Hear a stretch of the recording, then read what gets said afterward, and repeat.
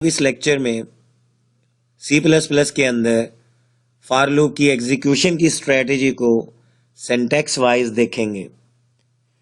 तो आइए सबसे पहले चलते हैं फॉर लूप के सिंटैक्स की तरफ।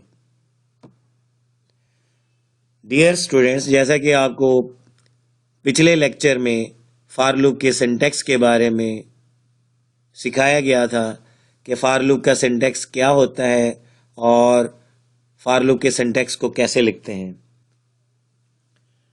तो डियर स्टूडेंट्स, आइए चलते हैं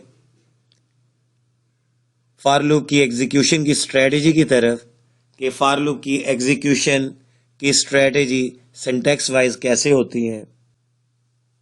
फॉर लूप की सिंटैक्स की एग्जीक्यूशन के लिए सबसे पहले control of execution initialisation statement की ऊपर शिफ्ट हो जाता है, यानी सबसे पहले इनिशियलाइजेशन की स्टेटमेंट एग्जीक्यूट होती है और इनिशियलाइजेशन की स्टेटमेंट एग्जीक्यूट होने के बाद control of execution condition statement की तरफ शिफ्ट हो जाता है, ट्रांसफ़र हो जाता है।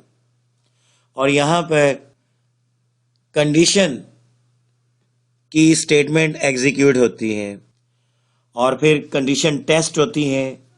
अगर ये कंडीशन ट्रू है तो फिर C++ की ये जो स्टेटमेंट आपको नज़र आ रही है, ये ब्लॉक ऑफ स्टेटमेंट आपको नज़र आ रहा है यहाँ पर, तो ये एग्जीक्यूट होता है। और C++ की स्टेटमेंट के एग्जीक्यूट होने के बाद कंट्रोल ऑफ एग्जीक्यूशन शिफ्ट हो जाता है इंक्रीमेंट या डिक्रीमेंट की स्टेटमेंट के ऊपर।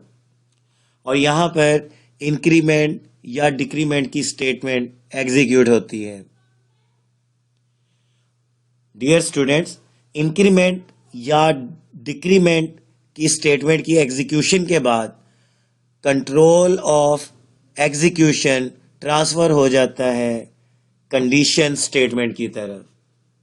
और यहाँ पर एक मर्तबा फिर कंडीशन टेस्ट होती है और ये देखा जाता है कि ये कंडीशन अगर ट्रू है तो C++ की ये जो स्टेटमेंट गिवन है या ब्लॉक ऑफ स्टेटमेंट गिवन होता है वो एग्जीक्यूट हो जाता है। कंडीशन ट्रू है,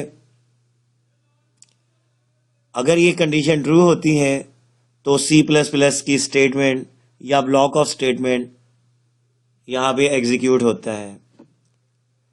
डियर स्टूडेंट्स, C++ की ये जो स्टेटमेंट है या ब्लॉक ऑफ स्टेटमेंट है जो कि फॉर लूप के साथ एसोसिएटेड है, इसकी एग्जीक्यूशन के बाद कंट्रोल ऑफ एग्जीक्यूशन शिफ्ट हो जाता है इंक्रीमेंट या डिक्रीमेंट की स्टेटमेंट पर।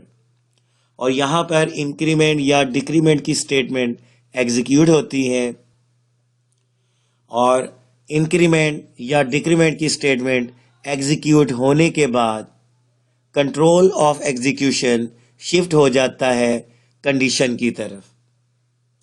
और यहाँ पर एक मरतबा फिर कंडीशन टेस्ट होती है।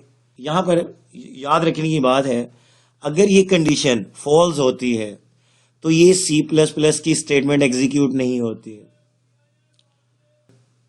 कंडीशन अगर फॉल्स हो जाती है तो control of execution for loop statement के बाद शिफ्ट हो जाता है। यहाँ पर कंडीशन फॉल्स होने की सूरत में फॉर लूप की ये जो स्टेटमेंट जो कि फॉर लूप के साथ एसोसिएटेड थी ये एग्जीक्यूट नहीं होती और कंट्रोल ऑफ एग्जीक्यूशन कंडीशन के फॉल्स होने की सूरत में out of the for loop shift हो जाता है।